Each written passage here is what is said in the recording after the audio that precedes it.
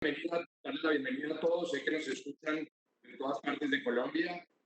Quisiera muy rápidamente introducir a Dave Bullrich, que es gurú en temas de talento y liderazgo para organizaciones a nivel mundial. Queremos compartir durante el día de hoy ciertas estrategias para poder manejar el talento en épocas de post-conflicto, post-cambio. Quisiera darle la bienvenida entonces a Dave para que nos acompañe. Gracias, Dave, por being with us. Gracias por estar con nosotros. Un abrazo y seguiremos en contacto. Dave. Super. Let me see. Can Ernesto and others, can you hear me? Perfect. Perfect. Super. And can you see the slides? Yes, we can. Super. Well, let me thank you all for the privilege of being invited to work with you and to speak with you. I'm hearing the translator in my headset. If that's possible to not hear the translator, that would be helpful for me. But let me thank you for letting me join you and participate with you in this important session. I welcome you into my office. You get to see the things in my office and a little more personal. I enjoyed listening to the talk by Dr. Shahar. This is my wife. She did her dissertation with Chris Peterson, who was one of the godfathers of the happiness movement with Marty Seligman. And so I've been working with that movement for many years, and I appreciate the material that was shared. It was exceptional. Let me describe what I hope to do with you in the next 35 or 40 minutes. I want to share with you the logic that in this construction crisis in Colombia, the content is so critical. The context is the crisis. And because of the corona crisis and the economic crisis, we struggle. How do we respond to that struggle as leaders? Are we threatened by it and respond without success, or do we discover opportunity? I want to give you some hints that will complement what Dr. Shahar talked about around creating that opportunity and seeing the opportunities that we may have in the midst of that crisis. So here's the crisis. You recognize that in Colombia, you are an industry that is the foundation of what the economy is about. You build big buildings, you build small buildings, your big companies, your small companies. What can we do in that setting to discover opportunity even in the midst of that difficulty? That's the question. And here's an answer I'd like to provide you. Not only can we be happy, as you just learned, but we can do something magical with our talent. We can do things with our people, and we can do things with the people we serve and the people we lead that enable us to survive in that crisis. And so I say to you, congratulations, discover hope in the middle of that crisis so that we can be successful. Here's the major message I want to get out. Many of us have heard as business leaders in big companies and small companies that are successful or struggling, our people, and I'm going to use my fingers to demonstrate people, are our most important asset. I'm going to change that. I would like us today to talk about how can our people be our customers' most important asset. When we are doing construction in a big building, in a small house, on a highway, what can we do to manage our people so that our customers, those we serve, get value? When we are successful in the marketplace with our customers, wherever they are, through the people we have, we can give our people a sense of happiness. I'm going to disagree just a little bit with Professor Shahar. The best thing we can give our employees is an organization that succeeds in the marketplace. Because when we succeed in the marketplace, we have our employees then have that psychological safety. They know that what they're doing will help them and their families. So that's what I want to do, is help you discover how to find those trends in talent. Now, I've got a lot of material. If you work with Ernesto and others, they'll send you copies of slides, and you can get all the material you want. I'm going to go quickly through the first bullets. Why talent matters, what it means, how we create better talent within our companies so that they feel psychological safety and they help us succeed in the market. How do we build commitment? And most of all, how do we shape that employee experience? And I'll end with what your role is as each of you as a manager. First, why does talent matter? It's pretty obvious. If I'm in a big construction company or a small construction company, my challenge is inevitably to manage and care for my people. Why? The way that we treat our people will drive our business results. We have a goal to build a big building, to remodel a small house. That strategy, that goal comes when we manage our people better. We also know that talent affects customers. We have done correlations in every industry. The biggest predictor, one of the biggest predictors of customer results is the employee attitude. When we have employees who have a positive attitude about the company, they in turn will help customers have a positive attitude. Talent affects our investors. Who's investing in my company, either through debt, loaning money, or through equity? Am I getting talent so that my investors have confidence? And finally, the way we as leaders treat our talent affects our community. Do we have a reputation in my company for serving others? I want you to recognize that talent is key. And here's what you will look at when you have better talent. You'll have higher productivity. Your employees will produce more. You'll have higher survey scores if you do surveys with your employees. You'll have higher retention of your good people. And retention of good people is so key. You'll have higher reputation and respect. Most of all, as a business leader, when you work with your talent, you'll observe and you'll feel that your talent is being well received. You'll sense it. You'll observe it. A leader I was with once said, Dave, the researchers at Harvard, at Michigan, or wherever we do research in Colombia, in Bogota, can study it forever. But I'll know the quality of talent when I walk on a construction site, when I go to a store, when I go to a hotel. That observation is so key. And I encourage you as leaders to trust those instincts. So what do we mean by talent? Very simple. I'm going to give you one of the most simple definitions I can possibly provide. There are three things that you as a leader do to manage your people better. One is competence. Make sure that my people have the ability to do the work. Make sure they're competent. Have I got people in construction with technical skills, social skills? Are they competent to do the work? Two, make sure they're committed. Are they willing to do the work? Are they willing to work hard when they come to work?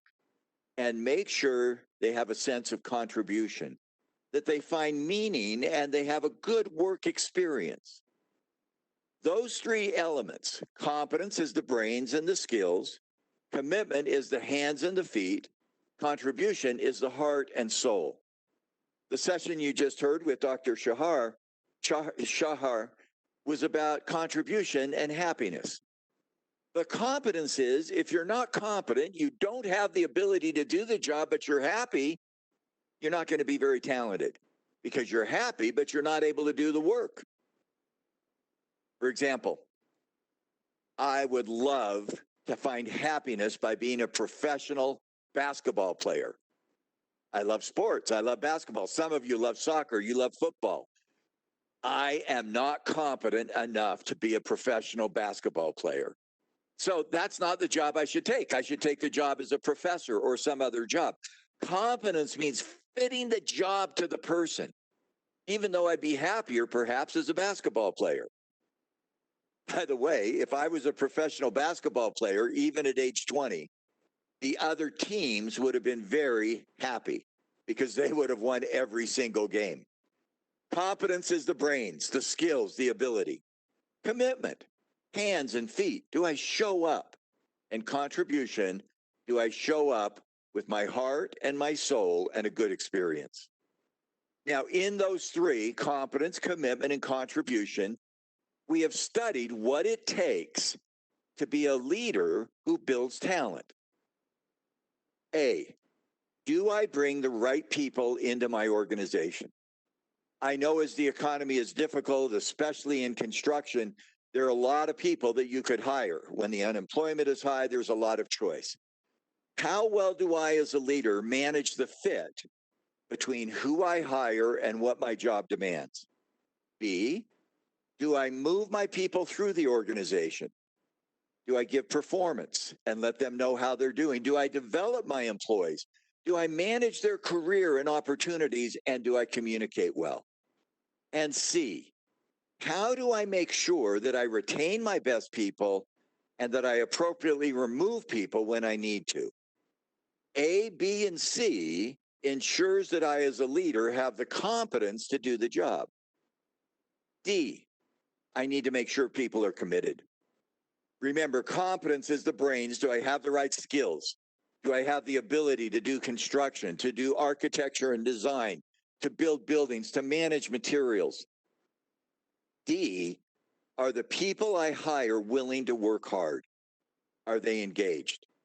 And E is contribution. Do the people I have in my company have a positive experience? This is embedded in some of the work you just heard about happiness and psychological safety. And we want to talk about that positive experience at work that is so critical. I'm going to make a decision here. I've got in my notes ideas about all 9 of those practices. Because of time, and I want to respond to your questions, I thought the question and answer with Professor Shahar was so exceptional that I'm going to go through the first 7 very quickly. And then I'm going to focus on number 8 a little more.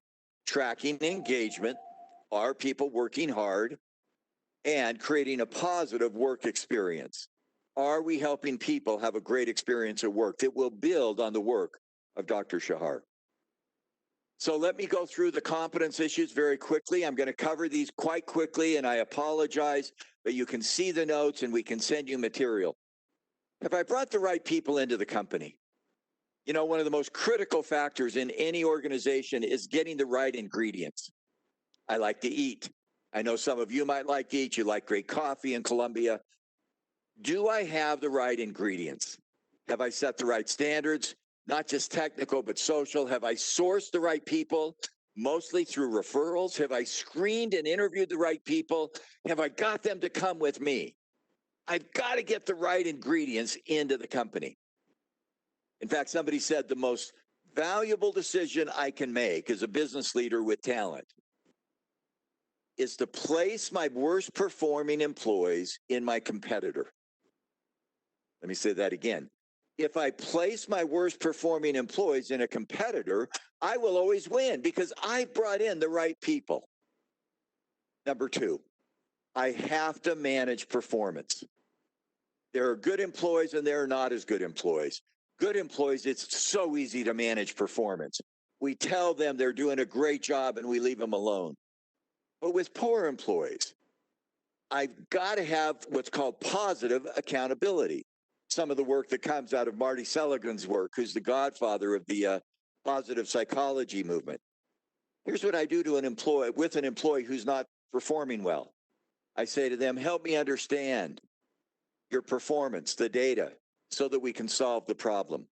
Engage in conversations with people to build performance. Number 3, I give my employees a chance to develop. I give them a chance to learn and to grow. That may be expanding their skill set if they're a technical employee. It may be education and training. It may be their life experience. Help my employees develop and grow. Number 4, many employees want to have a career. Manage the career of my employees. Help my employees know what they could do to have a better career at my company. We've discovered that there's a high correlation between employee tenure and customer tenure. If I want my customers to stay with my company over many projects in construction, I want my employees to stay with them because the employee attitude and the customer attitude go together. Communicate. What I should just say is communicate, communicate, communicate. In almost every employee survey, we ask what drives the employee engagement or commitment to a company. And it's almost always communication. Let me just hit some of these tips because they're so personal to you as a business leader. Be redundant. Share the message over and over and over again. The research says you need to share it 10 times for every one time it's understood. So say to that employee what they're doing and how they're doing 10 times. Number 2, share your emotion. Often as leaders, we like to show the content, the ideas, the frameworks. People need to hear our emotion, our feelings, our empathy. In fact, as we go back to work and as you find jobs and you've not been able to work with some of those employees, the first discussion is not about the goals, it's about the employee. How are you? What have you faced during this pandemic? I love the question that was asked of Professor Shahar. How does the pandemic affect you? Leaders, share empathy. And number 3, keep it simple. Simple, simple, simple. There's 3 elements of talent: competence, commitment, and contribution. Simple, simple messages. Number 4, I reinforce empathy. I love the idea of hearing what other people are saying. Have a sense of them. Number 5, tell stories. This is what it means to me. I love to tell stories about leaders who shape my life so that others can learn. Number 6, be positive. Be positive. The research shows that if you're going to engage in somebody in a good relationship, you need to have 5 to 1 positive to negative comments. So my good wife and I, we've been together over 45 years. Over 45 years, that's a long time. It's scary how long that is. When we have a difference, I realize I have to be 5 to 1 positive to negative in that relationship. So I tell her strengths, her abilities, her skills, my gratitude, and then I'll slip in that one thing that maybe we need to work on and attend to your nonverbals.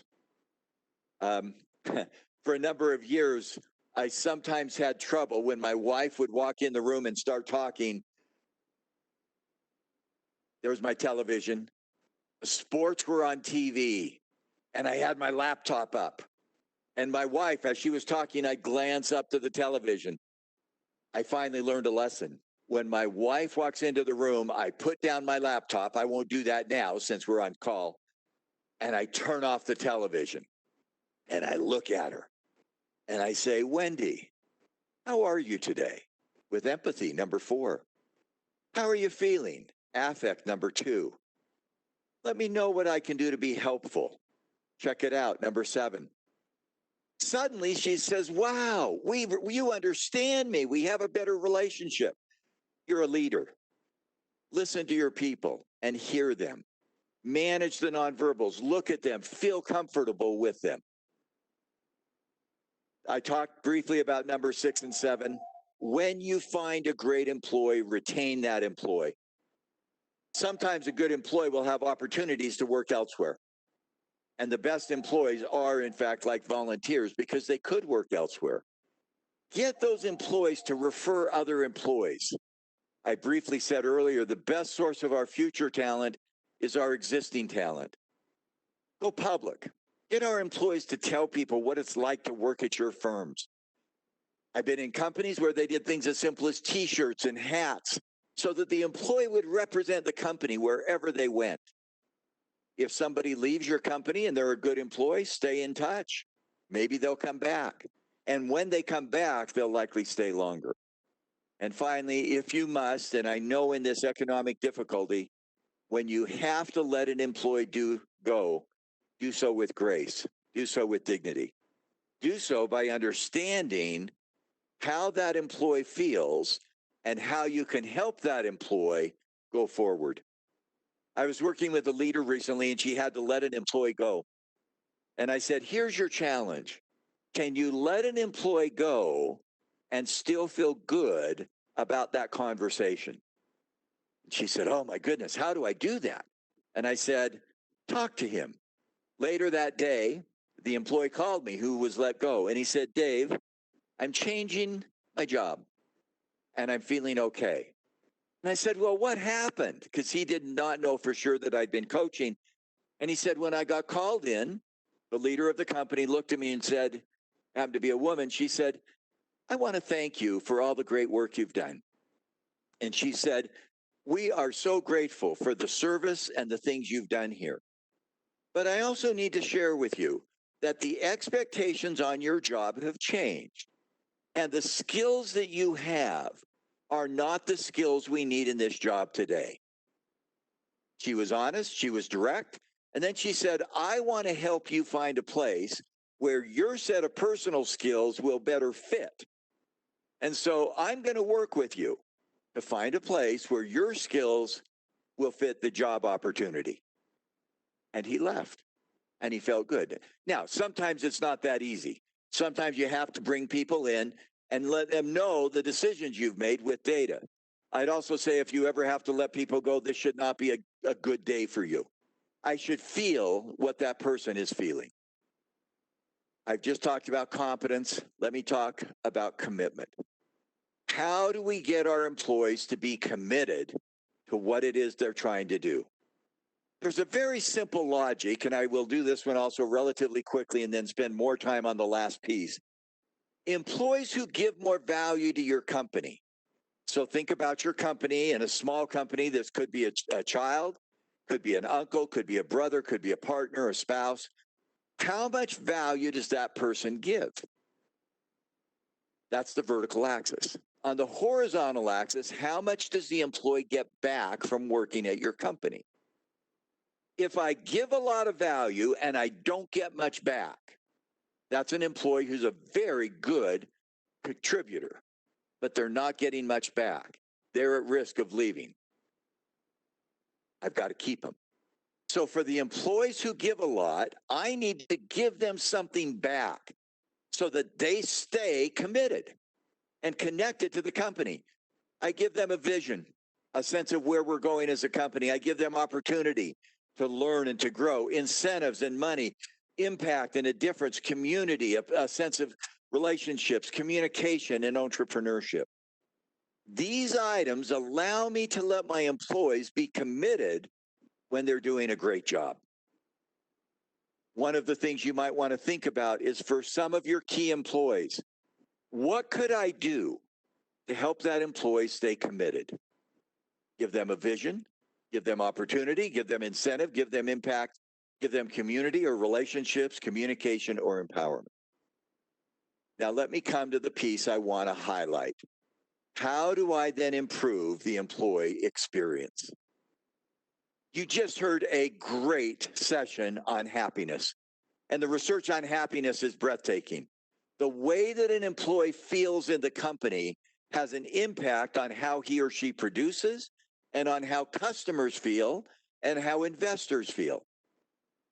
About 10 years ago, my wife and I did a book. I got to show another picture. My wife's done quite a few books, and it's fun to be at home where we can show these. This is a wonderful wife with her books and our grandchildren.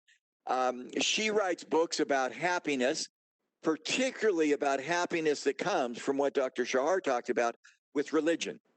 How do we build emotional connection? So Wendy and I were serving on a mission for our church in Montreal, Canada, in a number of years ago. One day, we had an incredibly interesting experience. Now, remember, we both have PhDs. We'd left our jobs. We were doing missionary work in Montreal. In the morning, we visited a family from Haiti. They were a refugee family speaking French in Montreal. Just to let you know, I spoke French very badly and Spanish even worse. Nous avons habité avec la famille de Haïti. C'était une très bonne expérience. Good. I've just spoken French and the translator laughed. I'm sure that's what he did. We visited this family in a small house, government housing. It was not big. They had 3 or 4 children, but it was spotless. It was clean. And we sat down and we conversed with the family, one to another, in my role in a religious role. In that home that day, there was an incredible spirit. And I bet every one of you in Colombia have visited with a family like that. No matter where they live, there's just a feeling of love between the couple, the husband and the wife, between the children, with the children and their parent. And we had a marvelous discussion. That night, we went to a fancy, fancy dinner. In the Hill in Montreal, if you've been there, Ville Montréal, there was a big houses. We knocked on the door. A butler greeted us. There was original art on the walls. It was a fancy dinner with about 10 people, with fancy food and fancy catered meals. When we left that night, Wendy and I, my wife, got in the car and we said, look at these two experiences. One in a humble home, one in a fancy home.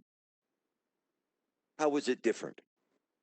Now, by the way, I'm not making fun of wealth. I think I've been in wealthy homes where there is an incredible feeling of warmth and affection.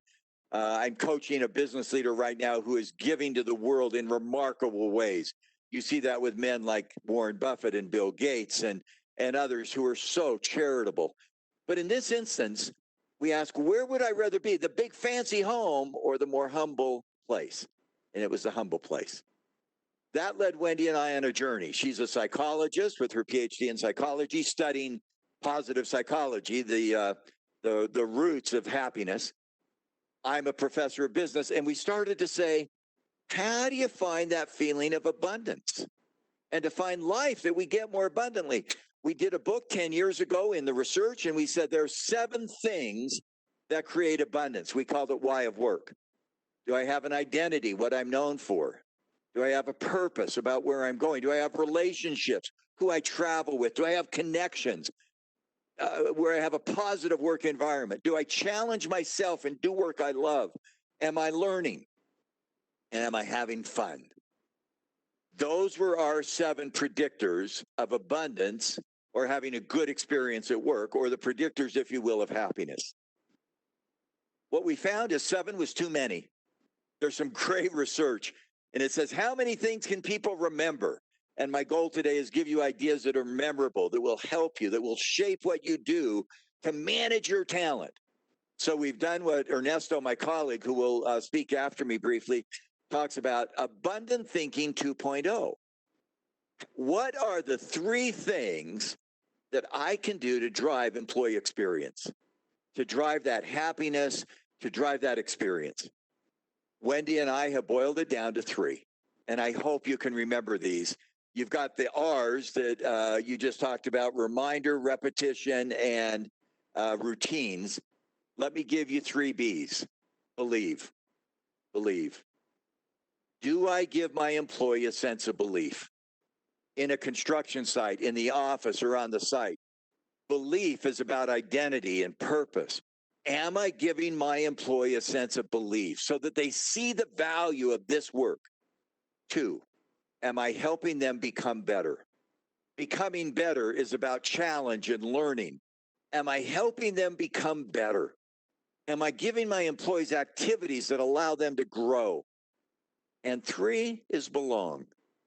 Am I creating relationships, connections, and a community that's built on fun and delight? My job as a leader is to do these other things that manage talent: the competence through bringing people in, moving them through, training and developing them; commitment, getting them to show up at work every day, giving them a value proposition. But ultimately, it's discovering a feeling of abundance, a feeling of experience, a feeling of happiness through believe, become, and belong. And let me give you some specifics. Believe. Does my work connect me and my employees to the values they care about? Become.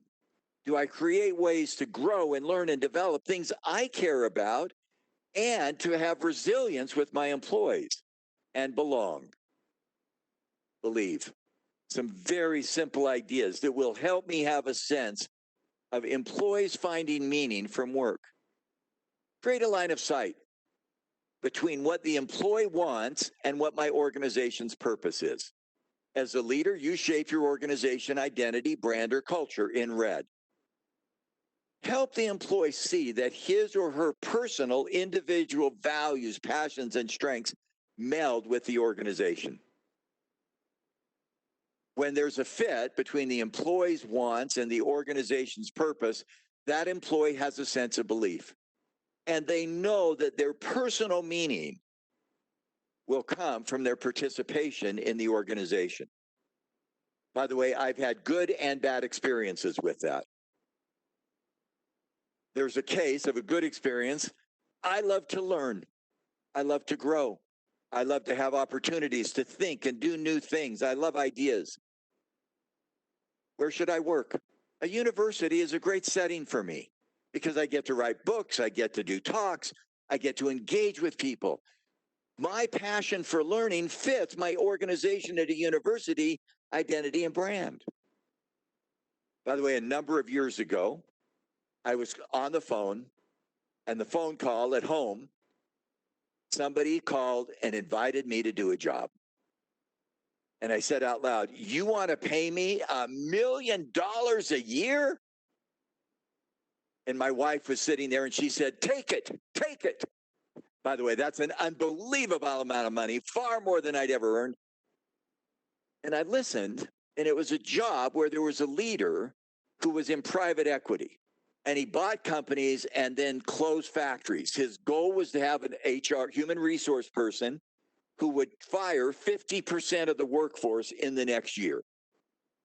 And as I explored a little bit, because anyone that offers me that much money, I have to explore. What's the job? He said, on day one, you will get on an airplane and you will go from factory to factory to factory, firing people until day 365. You'll get off the airplane and we'll have 50% fewer people and you'll make a lot of money. There's a movie that you may or may not have seen in Colombia called Up in the Air, where the man traveled doing that. You know, it didn't take me long to think about that. I could have made a lot of money, and I shouldn't have said how much, but it was an enormous amount of money. But that isn't the job that fits my skills. I love to enrich people and nourish people and help people. My father, when he retired, I'll just show you this to show. My father was a government employee, not real high. I got this book from my daughter to read to my grandchildren. This is your great-grandpa Ulrich. Dad had, I'll move it a page. Dad had a truck. This was my dad in his truck. And when Dad retired, here's the picture behind me in my office. Dad would go to a store and pick up food. He'd pick up vegetables and fruit and day-old bread, and then he'd put it in the back of his truck. And from age 55, when he retired, to 80, when he passed away, for 25 years, he served the homeless. He gave food to, I get emotional once in a while. I simply miss my dad. He passed away a number of years ago, and I look through this book and I think about my dad and some of the, by the way, my dad was not a very good artist. That's a picture that he drew, and some of the things that he did. Anyway, you know what? In my DNA, and I say this because Professor Shahar talked about your grandparents and your heritage. My father's passion was not to make money. He was not a rich man. My father's passion was to give service. Okay, what does that mean for you?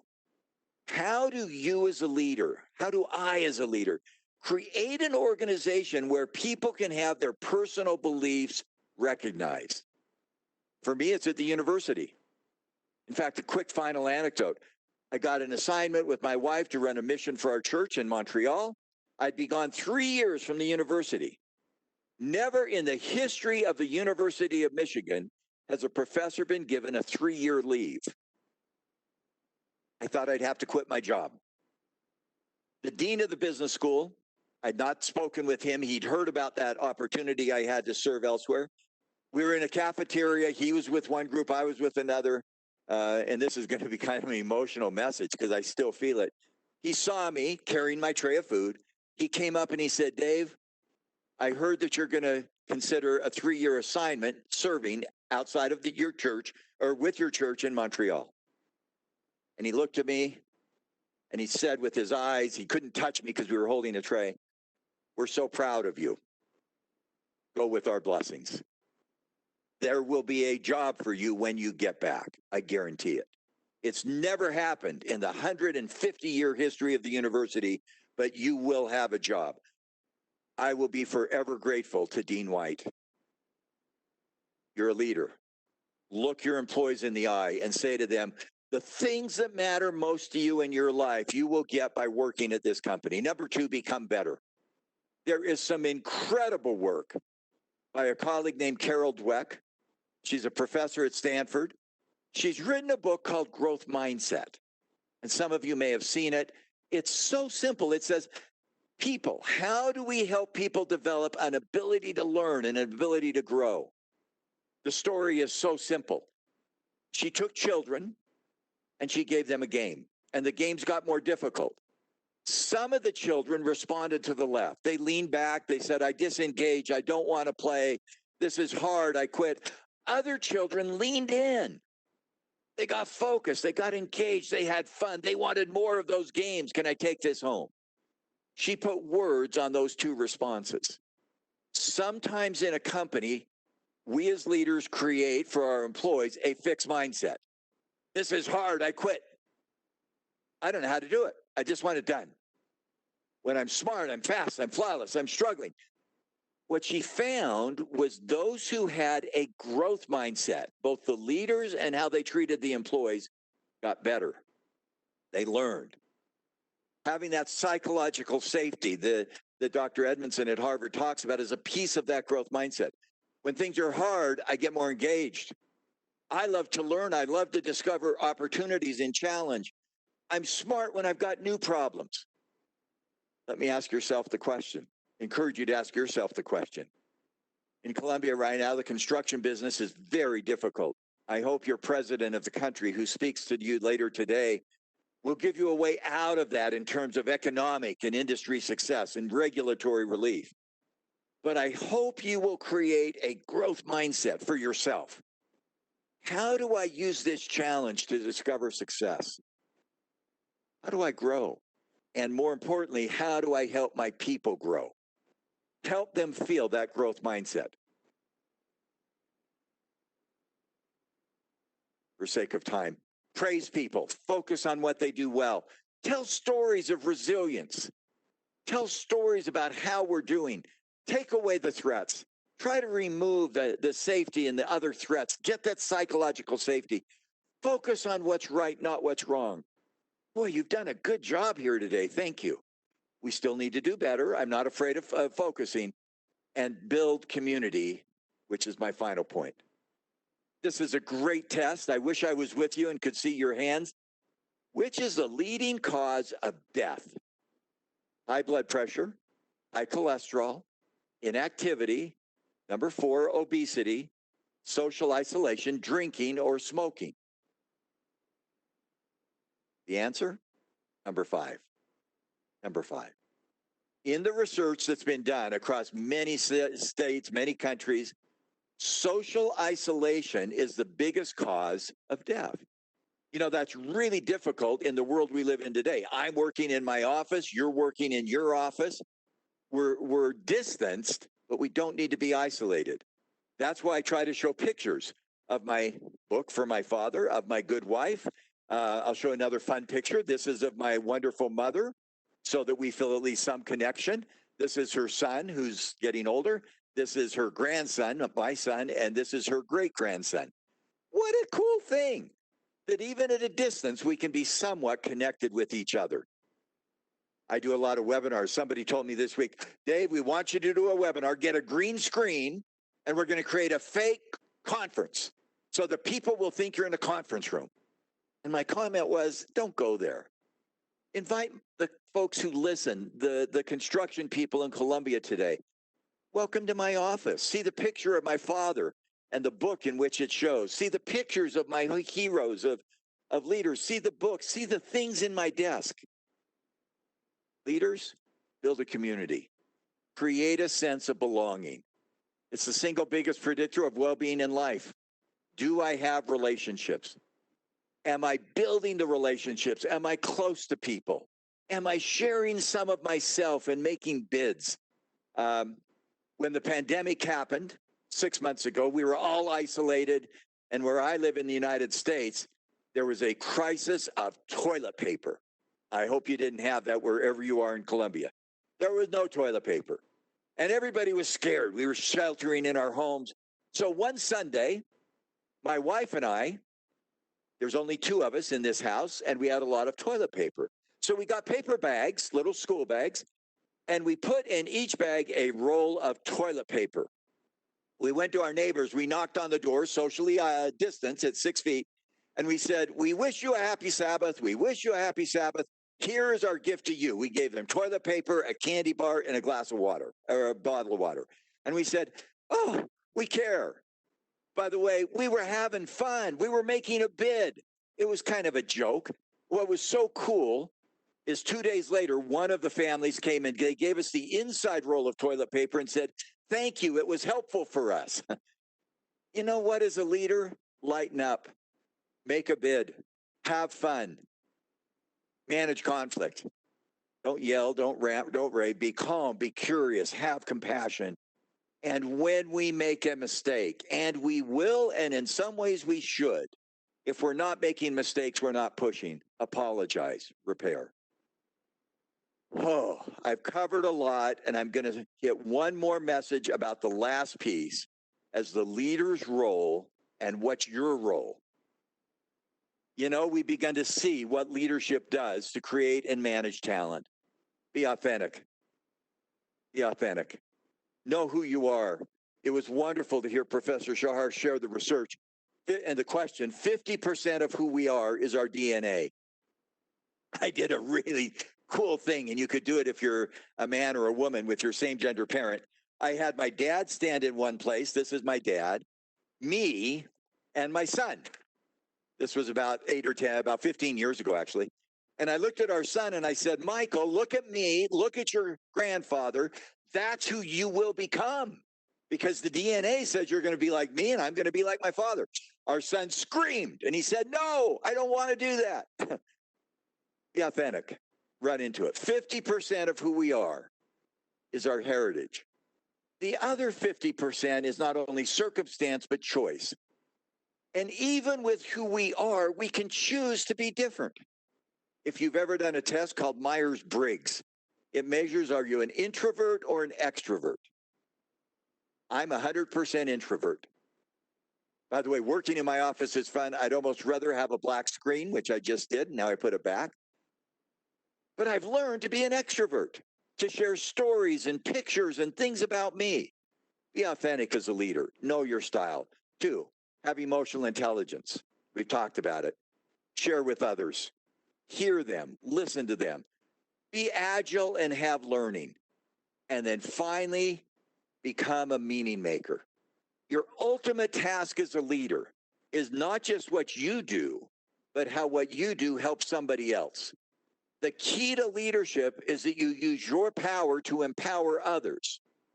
You use your strengths to strengthen others. Create experiences for your employees around believe, become, and belong that will help them be successful. And I'm going to jump in here. As meaning makers, you empower others. You make sure that people feel better about themselves, and you invest in the next generation. The greatest indicator of success in my life is when my son and our daughters create lives of meaning for them. A quick illustration. One of our daughters called last night, and she's a teacher, and a tragedy happened with one of her students. Really horrible tragedy, death of a child. And our daughter called in tears last night. And my comment to my daughter last night and this morning was, "I'm so grateful that it hurts."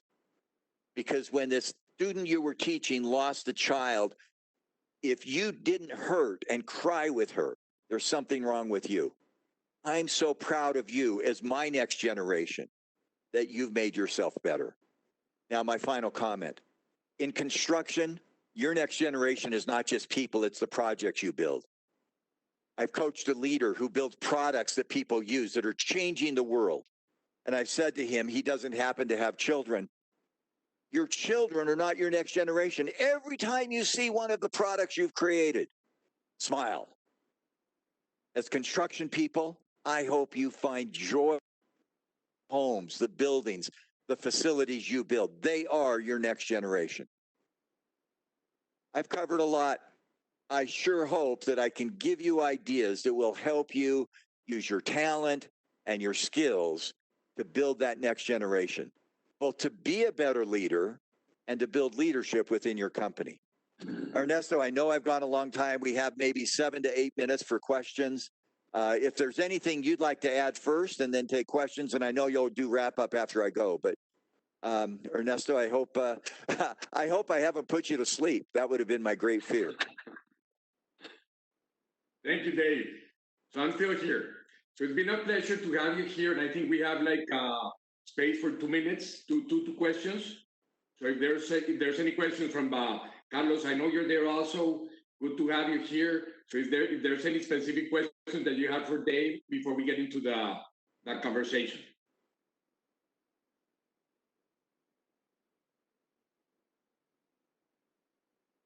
So maybe Dave, let me make a question for you. You spoke a lot about commitment and contribution. Which are the things that are in your which are the plans that you have for the next 6 months to continue giving, to provide commitment and contribution in all the things that you do? Because it's very easy to lecture, or not easy, but you lecture some of these things, and then what are you doing on a day-to-day basis to make sure that this becomes real for you? Because obviously we're talking to leaders and they have to do the same. So the first thing, Ernesto, next time I see you in person, I will hug you. That was a joke. You know how much I love hugging. Search. That's what professors do. They create data. We've decided to create a database about how a company, big or small, anywhere in the world, can do a better job with their talent, leadership, organization, and human resources. We're going to give away assessments on what you can do to build your better company. I think that's our form of contribution and experience. My wife that we mentor.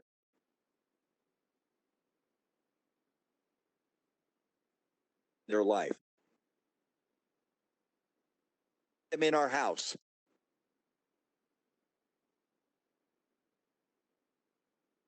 Really distant. We went in the basement and we talked about choices they make to make their lives better.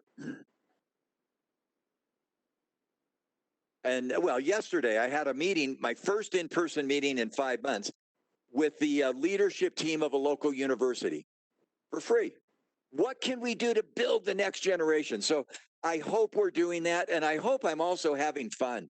We're not giving our neighbors toilet paper anymore. I think that's past the agenda. By the way, some of them have given us some back, so I'm not sure that's always good. But we want to have fun. We want to have delight. Ernesto, what are you doing to build to have a good experience? What am I doing? I'm going to be working with the country where, well, basically for the people in Colombia. I'm living in Miami. So we're working with the Colombian leaders to try to give back, to try to be able to create a leadership brand outside of the country. So we're trying to work together to make sure that Colombia is very well respected out there and that we can create a better reputation in everything we do. That's a little bit on the next 6 months. I got to add one more. Help on that thing.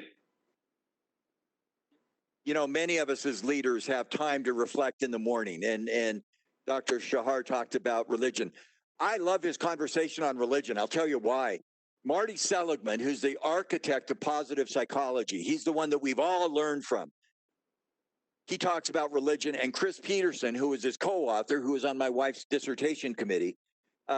Marty Seligman's agnostic. He does not believe in a God. And yet he said, when you find meaning and purpose, the great religions of the world, or Christian, Muslim, Islam, Hinduism, Judaism, that's where the principles are. And so in my morning musings, and you may or may not do it, I ask myself every single day, who can I reach out and touch today? Sometimes it's a note. I don't know if I've written Ernesto a note or not, but I made up some cards and it's got my name on it. And probably once a week, in my mind comes an answer, send a note to Carlos. He needs a boost. Carlos, I see your face. That's why I said you. I'm sorry. I hope you smile. Just send a note to Carlos and tell him he's cared about. Or if it's not a note, give them a call. Let them know you're okay. Let them know you're thinking about them. I do 2 or 3 of those every single day. The men I coach and the women I coach, I make up cards for them. And I say to them, I'm going to give you 100 cards that in the next months, I hope you give out. In the research on psychology, when you express gratitude to someone else, you have higher well-being for 3 to 4 weeks. So that's, Ernesto, one of the things I do every day. I hope I've done that with you. Carlos, buenos días, ¿cómo estás? Qué bueno oírte. No sé si tengas alguna pregunta para Dave en este momento. Después estaremos en nuestro conversatorio juntos.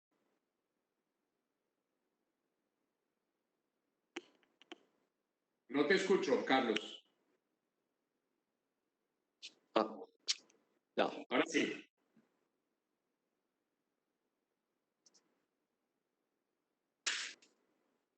Perfecto, ahora sí, Carlos. Ok.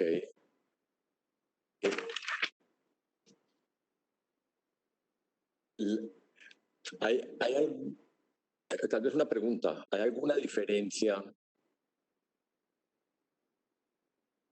Ok.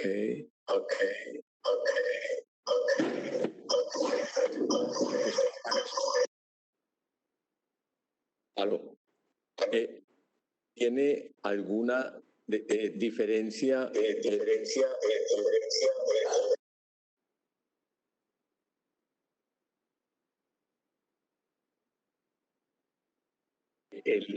One of the things I love about technology. De las obras, del nivel de las obras y el de los que tenemos los profesionales, o el talento humano debería ser el tratamiento igual, similar para los dos niveles. Translator, could you repeat the question again? I was hearing feedback. Or Ernesto. When we speak about talent, is there a big difference or a difference between the white collar and the blue collar people? How do you treat them or how do you work with them, trying to understand the differences between the kind of work that they do? Thank you. Carlos, thank you for the question. Often in organizations, we look at diversity. How are we different? And we try to see white collar, blue collar, white, black, education level. I argue the most powerful thing in an organization is to look at similarities. How are we alike? White collar, blue collar, senior, frontline, different ethnicities, different languages. You know what? We're more alike than we are different. And here's how we're alike. We need to believe. We need to become. We need to belong. Even if those things are different, I believe a little different God than you do if I'm Muslim versus Christian. But I need belief. I need become. I belong. That's why in my office I have a picture of Sheikh Zayed. He's a great Muslim leader. We both believe, we become, and we belong. I like to look for ways we're the same more than ways we're different. Great. Thank you, Dave. Thanks for your time. We're going to continue. Vamos a continuar con el conversatorio. Muchas gracias por estar con nosotros, Dave. Espero verte pronto. Thank you. Thank you. Have a great day and my gratitude. And again, let me thank you. The construction industry is the foundation on which an economy is built. And I hope that you can find ways to discover opportunity even in the middle of this incredibly difficult time. I will now turn it to my dear friend, Ernesto. Thanks, Ernesto. Thank you, Dave. Bueno, buenos días nuevamente a todos. Ahora sí con un poquito más de tiempo para saludarlos. Vamos a ir a complementar durante los próximos 15 minutos la presentación con Dave para tratar de hacer algunas reflexiones relacionadas con lo que hemos visto en Latinoamérica en los últimos 6 meses. Si quieres, para el traductor, estoy escuchando retorno tuyo en inglés. Si es posible quitarlo para esta presentación. Gracias.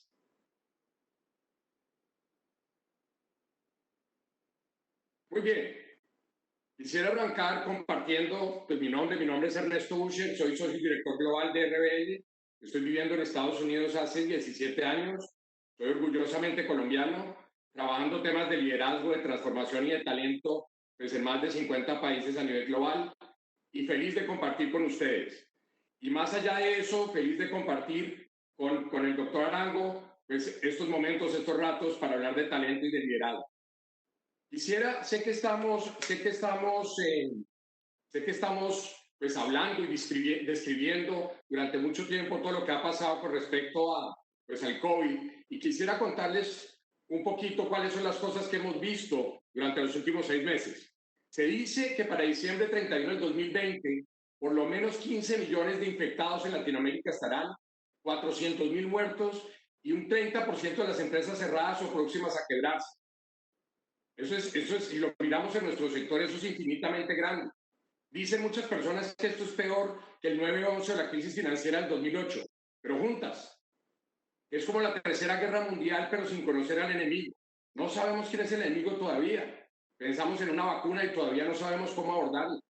Mucha gente dice que no saben qué es peor, si el remedio o la enfermedad, si prefieren morir de coronavirus o de hambre. Lo que sí es claro es que para la mayoría de nosotros este será uno de los cambios más importantes, más críticos de todos los seres vivos. Todo, la mayoría va a ser diferente, pero estamos seguros de que tenemos oportunidades y que debemos estar pensando en el reto del liderazgo que tenemos y la gestión de paradojas para poder construir valor. Muchas personas dicen que estamos en el mismo barco, pero claramente, y ustedes lo ven si miran alrededor, que no estamos en el mismo barco. Estamos en la misma tormenta, pero no en el mismo barco. Muchos de nosotros hablamos de esa nueva normal, pero claramente todavía no sabemos cuál es. Quien diga que sabe cuál es la nueva normal, todavía no la conocemos, tenemos que entenderla y tenemos que explorarla. Tenemos que estar en capacidad de construir valor. Y lo que hemos visto durante los últimos 6 meses es que cada día nos cambian de letras para la recuperación económica. Primero arrancamos con una B, después con una U, después con una W. Ya se nos están acabando las letras. Hablaba con un líder de Nike, que decía, ahora lo que vamos a tener es el swoosh, como el eslogan, el logo de Nike, pero no lo tenemos claro. Nosotros vemos que muchas organizaciones están tratando de buscar todo tipo de soluciones y vacunas, pero como mencionaba Dave, pensamos que el reto no solo viene por implementar agility o por reducir costos o acelerar la transformación digital. Para nosotros vemos que el reto tiene que ver con salirse de esa zona de confort, con pensar que la magia sucede cuando le inyectamos a nuestras organizaciones ese propósito común, mucho sentido de la abundancia, mucho de believe, become, belong, que él mencionaba, cercanía, optimismo, humanismo como cimiento. Debemos crecer y seguir desarrollando el talento y repensar la forma en la que trabajamos para poder avanzar. No vamos a poder salir adelante si solo pensamos en procesos, pues en reducción de costos, porque tenemos que seguir hablando de lo que mencionaba Dave. Cómo cuidar, cómo proveer ese belief, cómo creer y tener fe, cómo ser parte, cómo creérmela. Y tercero, cómo garantizar sentido de pertenencia y cómo avanzamos para garantizar que hay un cuide y cuidamos permanentemente a la gente que nos interesa. ¿Cuál es la evolución que estamos viendo en el empleado? La nueva normal es que la gente va a poder trabajar cuando quiera, a la hora que quiera, donde quiera. Va a estar mucho más enfocado en resultados y no tanto en procesos y en actividades. Ya no importa si arranca a las 7 o a las 8 de la mañana. Va a importar mucho más cuál es el resultado, porque el cliente da ese resultado. No solo va a importar qué tipo de escalera corporativa va generando, cómo va a crecer, sino que va a tener que crear sus propias escaleras y su propia forma de crecer en las organizaciones. No vamos a estar pensando exclusivamente en un trabajo predefinido, sino vamos a tener que trabajar en trabajo personalizado. Vamos a construir trabajos que van a ser especiales para unos u otros. Vamos a compartir mucha más información. Vamos a tener que romper los hilos y ser mucho más ágiles. Los líderes no solo van a ser los que jerárquicamente son nombrados líderes, sino que todos somos líderes. Todos tenemos la posibilidad de influenciar y de construir valor. Vamos a apoyarnos en tecnologías mucho más colaborativas. Ya el email está, como dicen por ahí, mandado a recoger. Todos ustedes están trabajando, y especialmente en los últimos 6 meses, de formas totalmente diferentes, donde tenemos que podernos adaptar y poder construir valor. Tenemos que aprender diferente, tenemos que crecer diferente para poder avanzar. Y parte de lo que tenemos que hacer como líderes es pensar en tal vez algunas de las siguientes competencias. Y quiero compartir con ustedes estas 15 competencias que estamos viendo en nuestro estudio y que claramente en Latinoamérica se vuelven más críticas. Tenemos que ser buenos anticipándonos a la disrupción. Tenemos que construir ecosistemas y redes empresariales que no nos lleven al tradicional esquema organizacional. Construir formas de operar de una manera más simple, que se abran y se cierren dependiendo de las necesidades. Tenemos que ser muy buenos contando historias poderosas, porque el cuento que tú cuentas, cuenta. Tú como líder más que nunca debes estar pensando qué tipo de historias vas a contar para poder avanzar. Debemos fomentar la colaboración y generar la sinergia. Tenemos que bajar las ventanas o abrir las ventanas y conectar con personas en los diferentes niveles organizacionales. Tenemos que eliminar esos siglos. Tenemos que ser capaces de utilizar data y analytics de una manera más sencilla y más efectiva. Ya es mucho más económico tener información, pero la clave no es solo la data. La clave es qué hacemos con ella, cómo la volvemos analytics. Número 6, y para mí tal vez el más importante, es cómo garantizamos accountability. ¿Y qué significa accountability? No es solo responsabilidad, es responsabilidad con consecuencias. ¿Cómo vamos a construir esas consecuencias y cómo vamos a garantizar que la gente cumpla lo que dijo que iba a hacer? Número 7, y Dave lo mencionó con mucha fuerza, ¿cómo construimos ese compromiso emocional? ¿Cómo garantizamos que la gente entiende el significado, que la gente entiende el para qué y que la gente puede conectar su cabeza con su corazón y con sus manos? Número 8, ¿cómo personalizamos esa experiencia al empleado? ¿Cómo entendemos lo que significa valor para cada persona con la que trabajamos? ¿Cómo entendemos sus necesidades, sus expectativas, sus miedos, sus temores, sus emociones? Número 9, ¿cómo manejamos esos sesgos inconscientes que se están viendo en el mundo?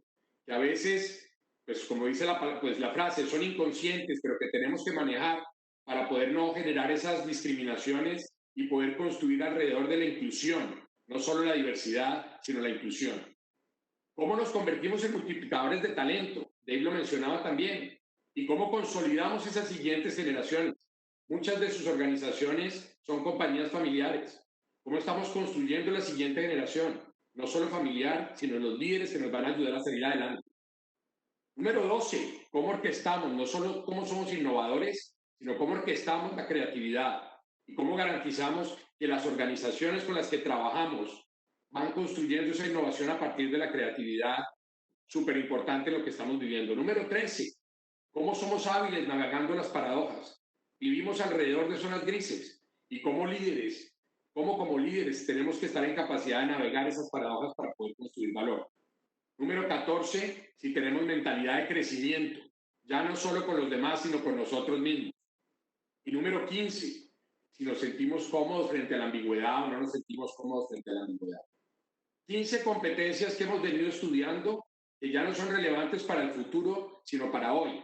Y muy rápidamente, de acuerdo con nuestro estudio, pues hemos encontrado algunas que he resaltado con un corazón, que son las que vemos más críticas que deben trabajar las compañías en Latinoamérica. Consideramos que estas compañías nos están rezagando, estas competencias nos están rezagando frente a otras organizaciones en el mundo y que tenemos que trabajar más fuertemente para poderlas avanzar. Quisiera parar ahí, pues antes de trabajar un poquito con el doctor Arango, darles 10 recomendaciones, 10 sugerencias críticas para poder descubrir oportunidades en crisis y poder desarrollarlos a ustedes como talento. Primero, que aprendan siempre y rápido. Si se van a equivocar, más vale que se equivoquen pronto. Pero por favor aprendan siempre. Y ojalá que lo hagan lo más rápido posible. Segundo, busquen personalizar su propuesta de valor, tanto adentro como afuera. ¿Cuál es su propuesta de valor? ¿Quiénes son ustedes? ¿Qué significa cada uno de ustedes y cómo construyen valor?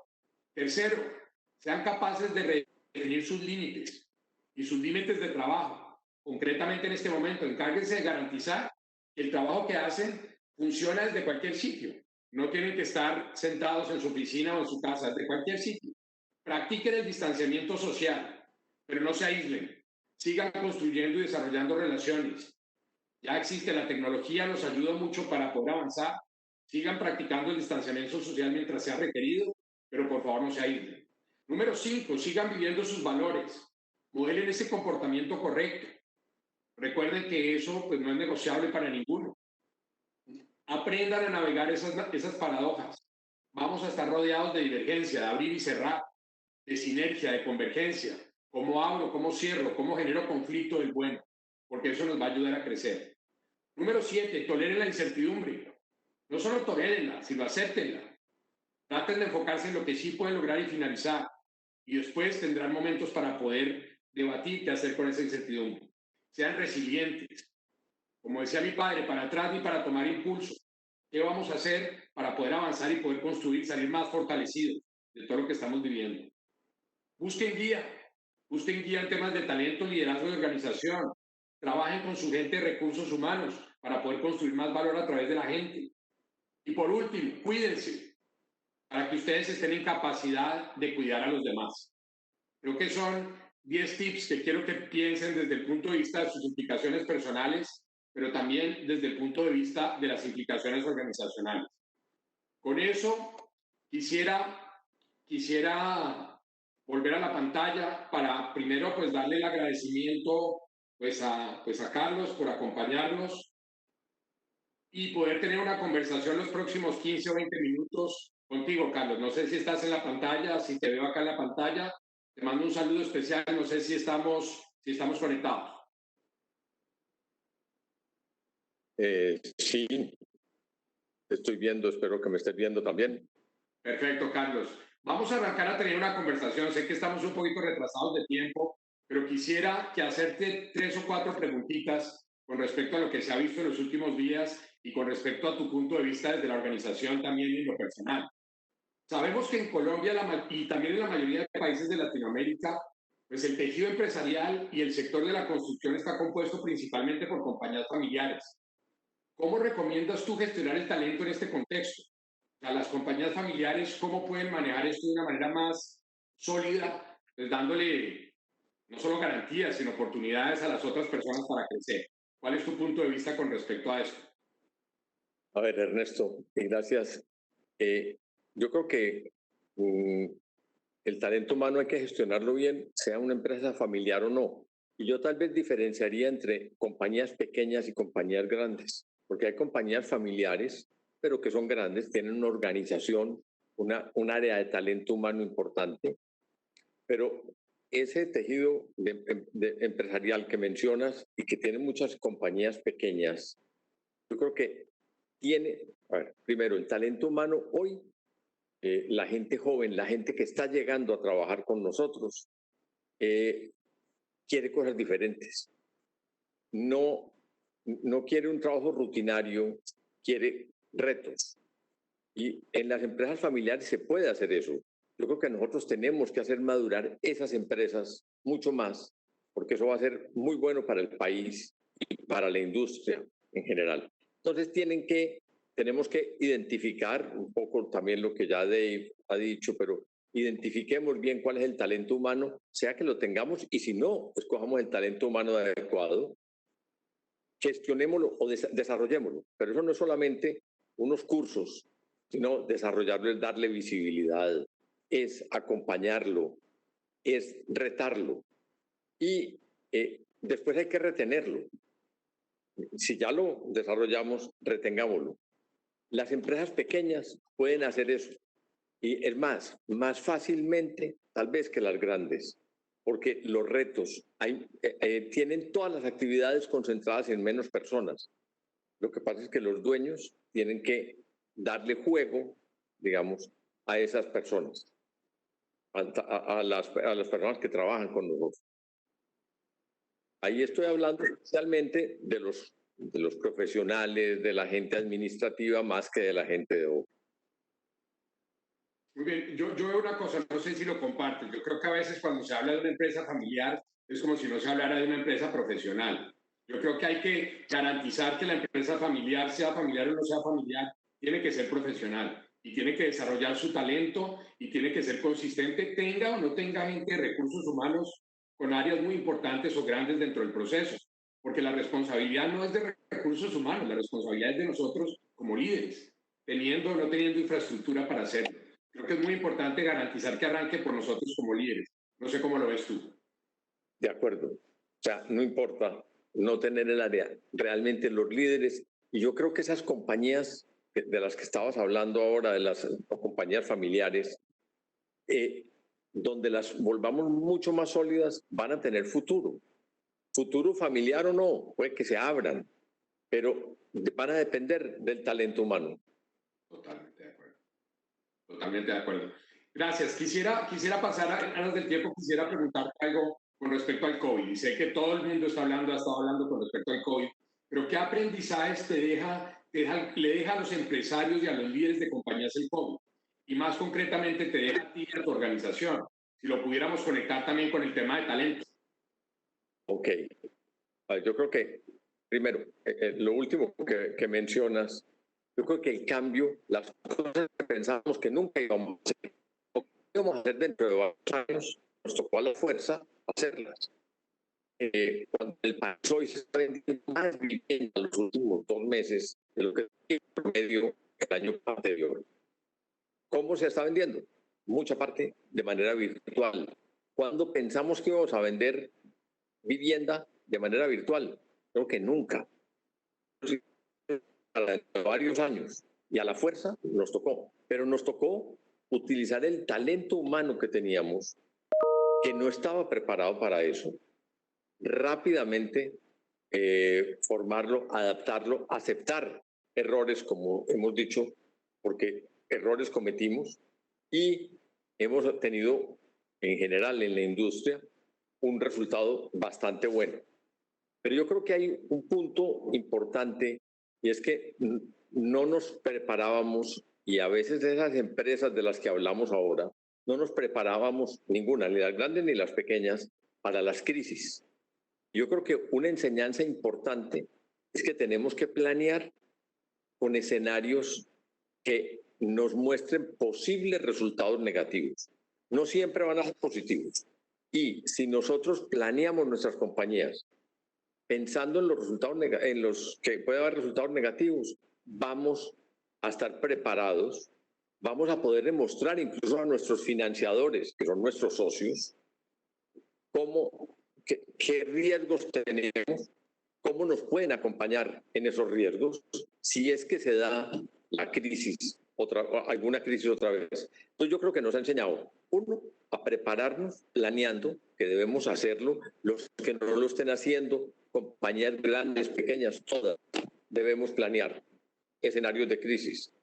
¿Cómo vamos a mitigar esos riesgos? ¿Y cómo vamos a trabajar con nuestros aliados, sean financieros, para trabajar en eso? Y obviamente no podemos parar, porque es otro, aunque sea un esfuerzo para las compañías, no parar el desarrollo del talento humano en las crisis. Porque hay que... Fíjate, Carlos, que eran 2 competencias de las que veíamos hace un rato. El primero, poderte anticipar a la disrupción. Si nos anticipamos a la disrupción es exactamente lo que estás mencionando. Y como competencia de líderes tenemos que desarrollarlo. Y el segundo, ser multiplicadores de talento, que es un poco lo que tú estás mencionando también. ¿Cómo garantizamos que ese talento conecta como debe conectar? Muy bien.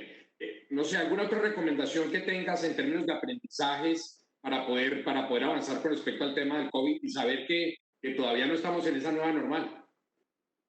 Pues yo creo que la virtualidad en muchas cosas se ha logrado, hay que lograrla más profundamente. Ya, por ejemplo, en un ejemplo ya de la compañía nuestra, el último mes tuvimos más visitas presenciales que el año pasado, que el promedio mensual del año pasado. Pero la virtualidad sigue. Seguimos teniendo los contactos de la gente que quiere comprar virtualmente. Entonces, esto cambió, tenemos que adaptar el talento humano a ese cambio. El cambio no es solamente el trabajo en casa, que parte del cambio no es la virtualidad con respecto al cliente, con respecto a los aliados, a las otras personas que están en la cadena de producción nuestra. Ok, lo que está claro es que lo que nos trajo hasta aquí no es lo mismo que nos va a llevar hasta allá. Que tenemos que adaptarnos, crecer y evolucionar. Estamos trabajando con una compañía que durante 7 años estuvo probando el trabajo desde la casa, el tema de virtualidad con pruebas piloto pequeñitas, y después en 8 días les tocó implementarlo todo para todo el mundo, más de 10.000 personas. Entonces yo creo que eso demuestra la resiliencia del ser humano también, para estar en capacidad de saber que cuando estamos apretados y presionados, pues nos toca actuar diferente, y a veces seguimos en esa zona de confort que no es la más adecuada. Entonces creo que es un mensaje importante para moverse y para pensar que hay retos diferentes desde el punto de vista de talento? Yo creo que es importante que, hablando del talento humano, en la medida en que el talento humano sí lo hemos desarrollado, está comprometido. Dave ahora hablaba también o hablaba de compromiso. Yo creo que está comprometido y ese compromiso se ve en estos momentos de crisis, porque salen adelante las compañías más fácil con ese talento humano comprometido, formado y comprometido. Y entonces logra uno mucho más rápidamente esa transformación que se necesitó ahora y que se puede necesitar en crisis en el futuro. Muy bien, voy a pasar a la última pregunta en aras del tiempo, que un poco, si pensamos además de las habilidades y competencias necesarias en lo virtual, que creo que se tienen que dar, ¿qué tipo de talento humano se necesita en las empresas del sector para poder avanzar? ¿Y qué deben hacer las compañías para retenerle? Y si tú lo ves, Dave hablaba de competencia, compromiso y contribución. ¿Se requiere más competencia o más compromiso o más contribución? ¿Y cómo lo ves? Hay cargos en donde puede requerirse más hay gente que dice, yo contrato compromiso y desarrollo competencia. ¿Cómo ves un poquito tú las habilidades y las competencias requeridas y qué tan preparados estamos en el sector en Colombia para poder trabajar y desarrollar el talento? A ver, yo lo partiría ahí en dos. Al principio, tal vez mencioné las personas que trabajan, los profesionales, gente de nivel más alto, pero también yo no quisiera dejar pasar la oportunidad para hablar de las personas de la obra, de los obreros, de la gente de más bajo nivel. Nosotros tenemos que cerrar brechas de las que hay en el país. Esas brechas se cierran con educación, con la formación de esos trabajadores. Yo incluso ahí invitaría, perfecto, el Congreso de Camacol para hacer una mención de eso, en que las compañías pequeñas y en las ciudades más pequeñas tenemos que apoyarnos en Camacol, en que se hagan formaciones para esos trabajadores. En Bogotá hay más oportunidades, en Medellín, en Cali, pero en las ciudades pequeñas hay menos. Y para las compañías pequeñas es bueno apoyarse porque en la medida que dignifiquemos el trabajo de esas personas, vamos a hacer crecer incluso sus familias. Porque nosotros hemos visto en cursos que hemos hecho también con Camacol, con universidades importantes, y a los obreros, y ellos dicen, mi familia está orgullosa de mí. Entonces empezamos a cambiar las familias. Esa familia va a tratar de educar a su gente. Con eso vamos a transformar el país. Tenemos que impactar la sociedad. Esa es importantísimo. Trabajemos unidos. No, uno solo no puede dar cursos de todos los temas, pero unidos sí podemos hacerlo a través del gremio. Y eso para los de nivel bajo. Yo creo que en el nivel alto, yo creo que tenemos que conseguir las competencias. Es importantísimo. Y yo creo que hay que desarrollar la gente, medirla en su ejecución, en su potencial. Mirar la gente a dónde puede llegar y si está ejecutando eso o no, entre otras cosas. Tenemos que hacerle seguimiento a la gente. La gente que desarrollemos bien va a estar, o sea, es la que nos va a ayudar a que las compañías nuestras perduren, sea, del tamaño que sean. Y lo mismo en los dos niveles. Los obreros, uno piensa, es que la educación tiene un impacto en mucho tiempo. No importa. Cambiemos la sociedad. Si esa persona no importa. ¿Sí? El obrero que no está trabajando ya en la obra nuestra, pues si lo formamos, va a irradiar ese conocimiento y esa motivación en otra compañía. Perfecto. Carlos, tal vez un comentario con respecto a lo que estabas mencionando. Una de las cosas que vemos a nivel global es que se invierte muchísimo dinero en las compañías cuando hablamos en temas de liderazgo y habilidades blandas para esas personas que están en otros niveles organizacionales. Pero ¿quién dijo que los líderes no salen de ese tejido? Y cuando hablamos de los obreros, etcétera. Una práctica que estamos viendo en compañías a nivel global es por cada 20 personas que tú preparas en tu compañía de cierto nivel de liderazgo, ¿será que puedes tener 2 o 3 que van a ese mismo curso? van a ese mismo curso y pueden ser obreros o cualquier cosa y estamos hablando de desarrollarlos como líderes también. Entonces no pierdes, no estás gastando mucho más dinero, será una comida, un almuerzo, pero estás garantizando que las otras personas también están no solo construyendo habilidades y competencias técnicas, sino están construyendo habilidades sociales de liderazgo para poder crecer y avanzar. Y yo creo que si hacemos eso como país, como tejido país, vamos a poder garantizar que la gente evoluciona y va creciendo, porque ciertos cursos no son para unas personas y otros para otras. Yo creo que la clave está en desarrollarlos en los otros niveles también. No sé cómo lo ves tú. Totalmente de acuerdo. Es más, nosotros tenemos ejemplos de personas de ese nivel bajo que hemos mandado a cursos, todo eso, y hoy tienen ideas de innovación diferentes. Ya tenemos proyectos de innovación desarrollados por personas de ese nivel a las que les hemos dado la posibilidad de formarse diferente. Y es más, tenemos algunos proyectos que estamos patentando y que han salido es de esas personas de ese nivel, no de las personas de alto nivel. Muy bien, Carlos. Muchas gracias por tu tiempo. Creo que acá nos están diciendo que ya debemos ir cortando porque ya nos corrimos un poquito en el tiempo y estábamos un poquito retrasados antes.